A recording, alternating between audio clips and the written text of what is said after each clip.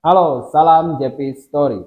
Selamat datang lagi di konten terbaru dari channel ini dan tentunya bagi kalian yang sedang menonton video ini, gua doakan semoga kalian semua panjang umur, diberikan kesehatan, diberikan kebahagiaan dan tentunya segala harapan, segala cita-cita, segala keinginan kalian bisa terwujud. Dan tentunya dalam prosesnya semoga dipermudah karena hidup ini identik dengan perjuangan. Barang siapa yang sanggup berjuang, apapun hasilnya, maka bisa dipastikan itu adalah hasil yang terbaik. Dan tentunya pada konten kali ini gue ingin membahas timnas nasional Indonesia dan catatan penting dari hasil pertandingan kemarin, kekalahan kemarin melawan Uzbekistan. Dan tentunya catatan ini akan sangat penting untuk persiapan dan juga nanti ketika kita melawan Irak di dalam perebutan juara ketiga. Tentunya kekalahan kemarin adalah kekalahan yang sangat banyak memukul hati seluruh penggemar sepak bola di Indonesia karena memang ditargetkan atau tidak ya semua ekspektasi publik itu tertuju kepada pertandingan kemarin. Warga negara Indonesia tentunya ramai-ramai menyaksikan pertandingan kemarin dengan harapan Indonesia akan lolos ya, ke final Piala Asia tahun 2024 ini. Dan tentunya harapan itu harus sirna karena memang ya, kita kalah oleh Uzbekistan gitu. Tapi gua berpendapat bahwasanya kekalahan kemarin ya memang kita layak kalah juga gitu ya. Secara permainan, secara taktik, secara fisik kita kalah telak, apalagi hubungannya dengan mental ya.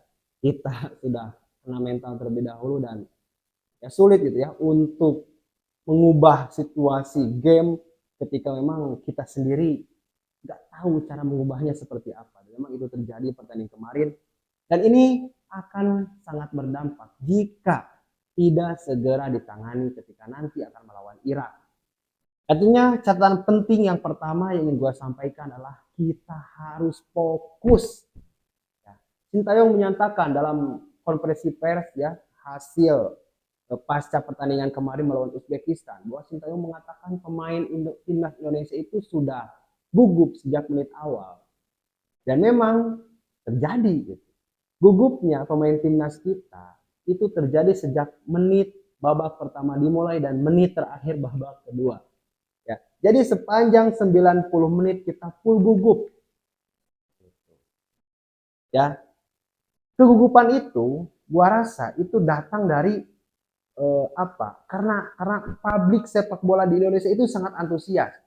Dan menurut gua mereka wajar gugup karena memang yang pertama mereka secara usia mereka masih muda, jam pengalaman mereka masih minim gitu ya. Lalu juga mereka mungkin ada yang memang baru merasakan masuk ke babak itu babak semifinal, ataupun ada yang memang baru pertama kali masuk ke event di sebergengsi di Asia tersebut. Jadi wajar-wajar saja jika mereka gugup. Ya, namun balik lagi ya, ditargetkan atau tidak, kita pun merasa merasa termotivasi untuk memenangkan pertandingan kemarin dan memang faktanya seperti itu. Nah, itu semua yang memang membuat kita itu gugup, membuat kita itu tidak fokus. Ya. Karena untuk memenangkan suatu pertandingan, fokus itu hal yang paling penting. Ya kan? Bagaimana caranya kita bisa menerapkan strategi pelatih? Bagaimana caranya kita bisa bermain, mencetak gol, lalu memang lolos ke babak selanjutnya? Kalau tidak fokus, itu mustahil terjadi. Ya. Sudah banyak lah contoh-contoh di laga-laga sebelumnya, bukan hanya laga kemarin, karena memang kita tidak fokus, karena memang kita tidak percaya diri, atau mungkin karena memang kita terlalu percaya diri, sehingga sepanjang permainan kita itu nyaris gak dapat peluang sama sekali. Ya.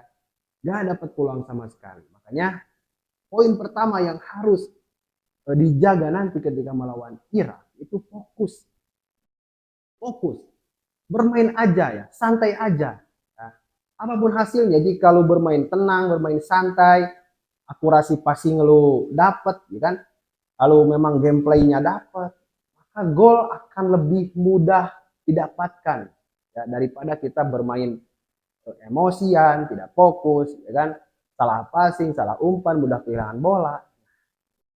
Catatan tentang fokus ini itu wajib diperhatikan oleh seluruh pemain timnas nasional Indonesia ketika besok akan melawan Irak.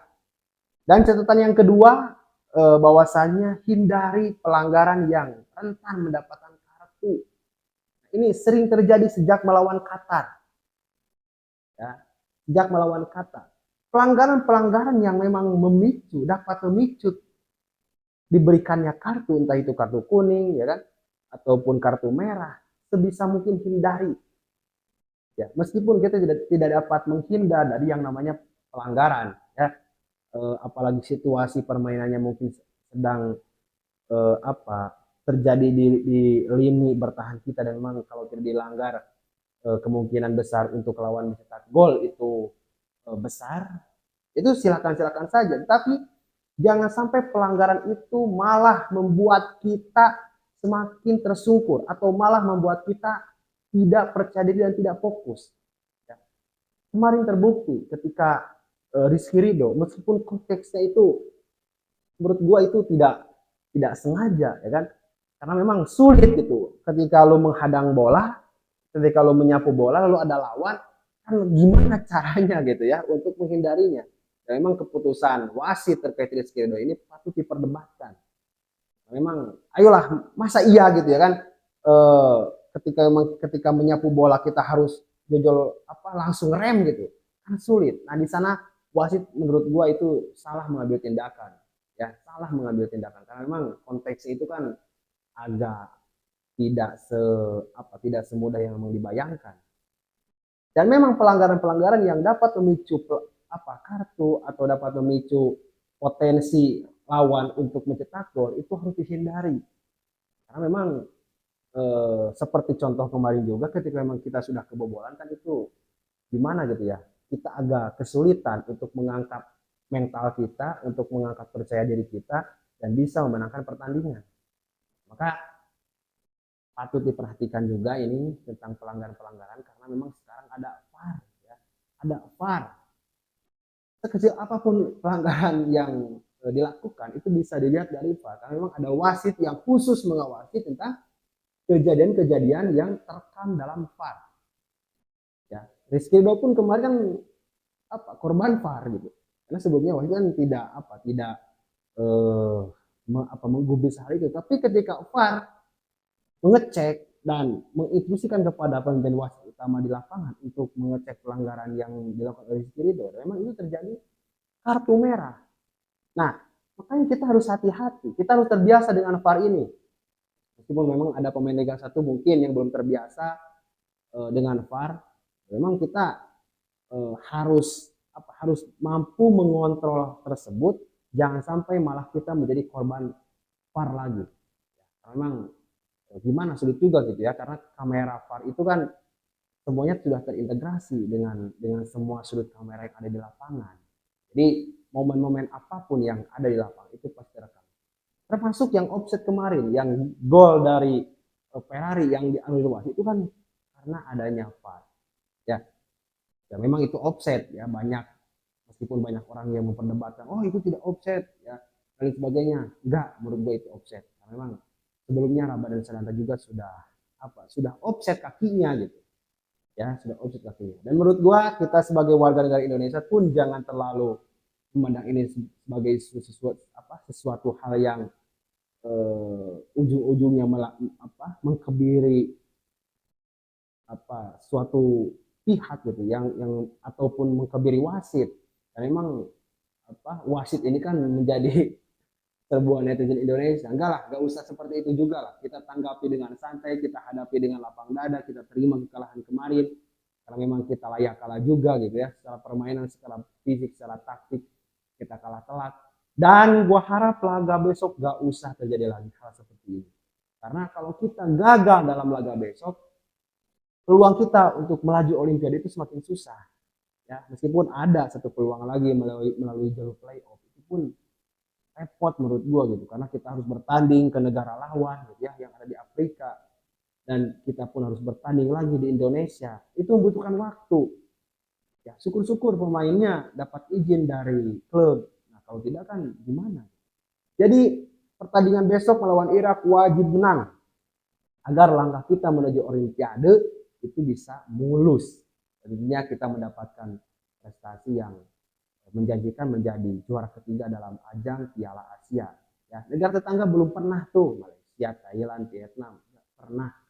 Kita besok akan mungkin sejarah, dan sejarah itu akan selalu diingat oleh generasi-generasi mendatang, khususnya di bidang sepak bola.